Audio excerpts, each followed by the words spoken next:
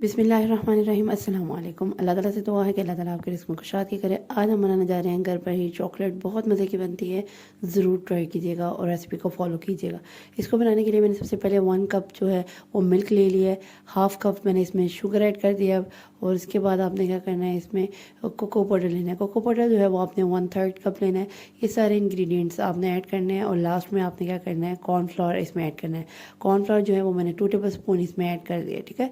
इन सबको ऐड करने के बाद आपने क्या करना है, इनकी अच्छी तरह से मिक्सिंग कर लेनी है। मिक्सिंग जो है वो आपने करनी है ताकि जो इंग्रेडिएंट्स थोड़ा सा मिक्स हो जाएं। थोड़ा सा मिक्स करने के बाद जब ये थोड़ा सा इसकी वाइटनेस थोड़ी सी कम हो जाएगी, थोड़ा इस पॉइंट में आने लग जाएगा, तो आपने क्या करना है, नीचे से फ्लेम ऑन करना है। फ्लेम ऑन करने का मकसद ये होगा कि आपकी अच्छी तरह से वो पक जाएगी। पकने के बाद थोड़ी सी आपकी जो चॉकलेट है वो इस पॉइंट, इस ना पॉइंट पे आ जाएगी, ये जो जैसे थोड़ा सा गाढ़ी गाढ़ी हो जाएगी इस तरह। उसके बाद आपने क्या करना है, आपने ना इसमें वनीला एसेंस ऐड कर देना है, ठीक है। वनीला एसेंस जो है ना वो आपने हाफ़ टी स्पून इसमें ऐड करना है।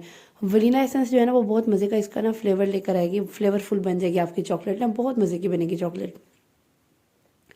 वनीला एसेंस ऐड करने के बाद आपने इसकी मिक्सिंग कर लेनी है और इसके बाद आपने 1 टेबल स्पून जो है ना फुल भर के ना आपने ना ये सॉल्टेड बटर मैंने इसमें डाल दिया था, ठीक है। जो आम बटर जो है ना मार्केट में अवेलेबल नहीं होता, ये जैसे वो ब्लू बैंड टाइप, वो मैंने बटर इसमें ऐड कर दिया, ठीक है। बटर ऐड करने के बाद आपने अच्छी तरह से मिक्सिंग कर लेनी है, तो आपकी ना इस फॉर्म में चॉकलेट बन जाएगी। ये देखिए कितनी ज़बरदस्ती चॉकलेट रेडी हो गई है। ये देखिए मज़ेदार सी चॉकलेट रेडी है। और ये आप बच्चों के लंच बॉक्स में बच्चों को ब्रेड पे स्प्रेड करके भी दे सकते हैं। केक की टॉपिंग के लिए भी यूज़ कर सकते हैं। वट एवर यू वांट, आप जिस चीज़ के लिए भी इस्तेमाल करना चाहे तो आप कर सकते हैं, ठीक है। अगर आपकी भी चॉकलेट जो है ना वो थोड़ी थिक हो गई है, तो उसको आपने ना बिल्कुल भी परेशान होने की ज़रूरत नहीं। आपने क्या करना है, थोड़ा सा दूध लेके ना उसमें डाल के तो उसको मिक्स करनी है, तो आपकी दोबारा ना वो लिक्विड फॉर्म में आ जाएगी। और ये चॉकलेट आप फ्रीज़ भी कर सकते हैं।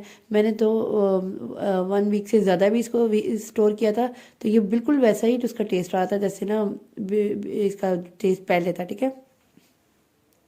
इस चॉकलेट से इंशाल्लाह मैं बहुत जल्द आपसे आपके साथ एक रेसिपी भी शेयर करूंगी चॉकलेट के साथ।